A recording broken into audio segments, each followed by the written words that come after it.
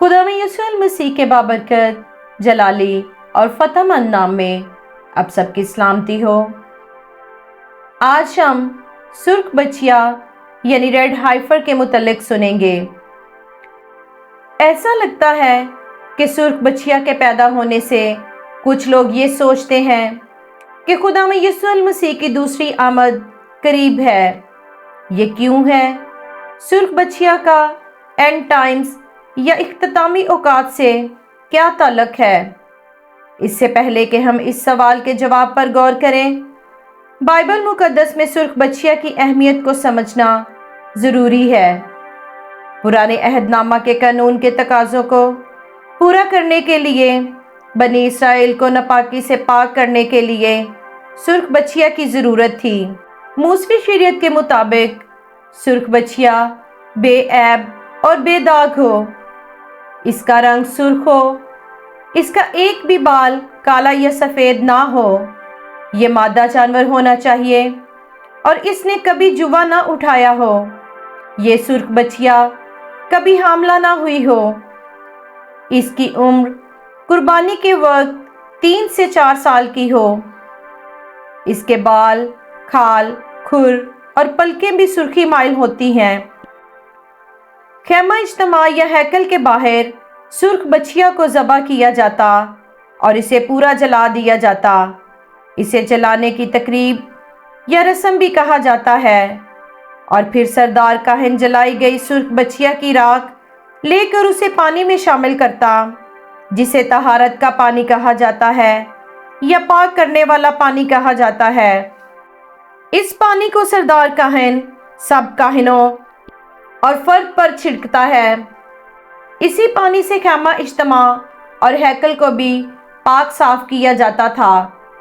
हर फर्द और काहिन को इस रस्म में शामिल होना लाजमी था, ताकि अगर किसी शख्स ने मुर्दे को छू लिया है तो वो इस पानी से पाक हो सके।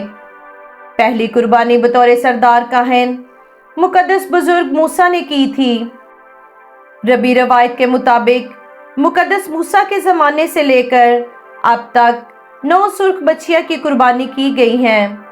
ये कुर्बानी हर साल नहीं होती। दूसरी हैकल की तबाही के बाद कोई भी सुर्ख बछिया ज़बह नहीं की गई। रबी मेमोनाइडस 10वीं सुर्ख बछिया की कुर्बानी आने वाले मसीहा या मसाया खुद करेंगे।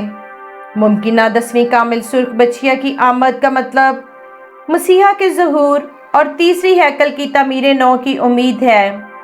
यहूदी स्कॉलर मेमोनाइट्स का ख्याल था कि 10वीं सुर्ख बछिया सिर्फ उस वक्त मिल जाएगी और कुर्बान होगी जब बादशाह मसीहा ज़ाहिर होने के लिए तैयार होगा। पुराने अहदनामा में सुर्ख बछिया की कुर्बानी का जिक्र गिनती की किताब उसके 19 बाब में किया गया है। ये कुर्बानी ईमानदारों के गुनाह से पाकीज़गी के लिए है।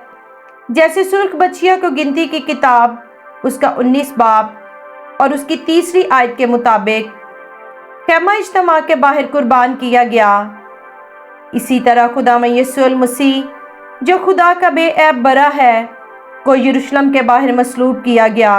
इब्रानियों के नाम उसका 13वां बाब उसकी 11वीं और 12वीं आयत में यूं मरकूम है, क्योंकि जिन जानवरों का खून सरदार काहिन पाक मकान में गुनाह के कफारा के वास्ते ले जाता है, उनके जिस्म खैमागाह के बाहर जलाए जाते हैं।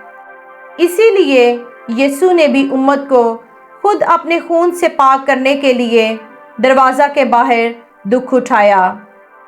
और जिस तरह सुर्ख बछिया की राख लोगों को मौत की आलूदगी से पाक करती थी, इसी तरह खुदा यीशु मसीह की कामिल कुर्बानी मौत की सज़ा और बदअनवानी से बचाती है। सुर्ख बछिया की मौजूदगी हैकल की खिदमत को बहाल करने के लिए पहला कदम है। इसकी कुर्बानी और जलाए जाने के बाद राख पाकीज़गी का पानी बनाने के लिए इस्तेमाल की जाती है, जो हैकल में खिदमत गुजारों और काहनों के लिए रस्मी पाकीज़गी हासिल करने के लिए अहम थी। गिनती की किताब उसका 19 बाब और 10वीं आयत के मुताबिक ये दायमी हुक्म होगा। गिनती की किताब उसका 19 बाब اس کی 11 آیت سے لے کر 22ویں آیت میں راگ سے لوگوں کو پاک کرنے کا طریقہ بتایا گیا ہے۔ آج زیادہ تر یہودی اسکالرز اب بھی اس پاک کرنے کی رسم پر عمل کرنا چاہتے ہیں، کیونکہ روحانی طہارت پرانے عہد نامہ میں بہت اہمیت رکھتی ہے۔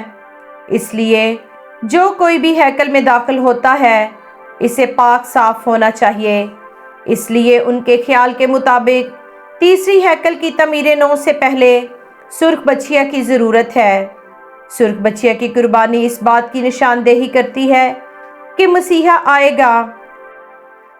مشاہدہ کرنے والے یہودی حزقیل کی کتاب اس کا 36 باب اس کی 25ویں اور 26ویں آیت کی تکمیل کے منتظر ہیں، جہاں یہ مرقوم ہے، تب تم پر صاف پانی چھڑکوں گا اور تم پاک صاف ہوگے، اور میں تم کو تمہاری تمام گندگی سے اور تمہارے سب بتوں سے پاک کروں گا، اور میں تم کو نیا دل بخشوں گا اور نئی روح تمہارے باطن میں ڈالوں گا، اور تمہارے جسم میں سے سنگین دل کو نکال ڈالوں گا اور گوشتین دل تم کو عنایت کروں گا۔ پیروکاروں کا کہنا ہے کہ یہ متن ایک پاکیزگی کی طرف اشارہ کرتا ہے، یعنی انسانی گناہ سے پاک ہونے کا۔ جب خداوند یسوع المسیح صلیب پر مصلوب ہوئے تو انہوں نے فرمایا تمام ہوا۔ اس وقت مقدس کا پردہ اوپر سے نیچے تک پھٹ گیا، جو اس بات کی علامت ہے کہ اب ایمانداروں کے لیے کسی قربانی کی ضرورت نہیں، کیونکہ کامل قربانی کا کفارہ دیا جا چکا ہے۔ خداوند یسوع المسیح کی قربانی تمام پرانے عہد نامہ کی قربانیوں کی تکمیل ہے۔ وہ ہمارا ایسا سردار کاہن ہے جو اپنا ہی خون لے کر پاک مکان میں ایک ہی بار داخل ہو گیا اور ہماری ابدی خلاصی کرائی۔ اور جس طرح آدمیوں کے لیے ایک بار مرنا اور اس کے بعد عدالت کا ہونا مقرر ہے، اسی طرح مسیح بھی ایک بار بہت لوگوں کے گناہ اٹھانے کے لیے قربان ہو کر دوسری بار بغیر گناہ کے لیے ان کو دکھائی دے گا جو اس کی راہ دیکھتے ہیں، کیونکہ ممکن نہیں کہ بیلوں اور بکروں کا خون گناہوں کو دور کرے۔ اسی مرضی کے سبب سے ہم یسوع مسیح کے جسم کے ایک ہی بار قربان ہونے کے وسیلہ سے پاک کیے گئے ہیں۔ پس اے بھائیو، چونکہ ہمیں یسوع کے خون کے سبب سے اس نئی اور زندہ راہ سے پاک مکان میں داخل ہونے کی دلیری ہے جو اس نے پردہ یعنی اپنے جسم میں سے ہو کر ہمارے واسطے مخصوص کی ہے، اور چونکہ ہمارا ایسا بڑا کاہن ہے جو خدا کے گھر کا مختار ہے، تو آؤ ہم سچے دل اور پورے ایمان کے ساتھ اور دل کے الزام کو دور کرنے کے لیے دلوں پر چھینٹے لے کر اور بدن کو صاف پانی سے دھلوا کر خدا کے پاس چلیں اور اپنی امید کے اقرار کو مضبوطی سے تھامے رہیں، کیونکہ جس نے وعدہ کیا ہے وہ سچا ہے۔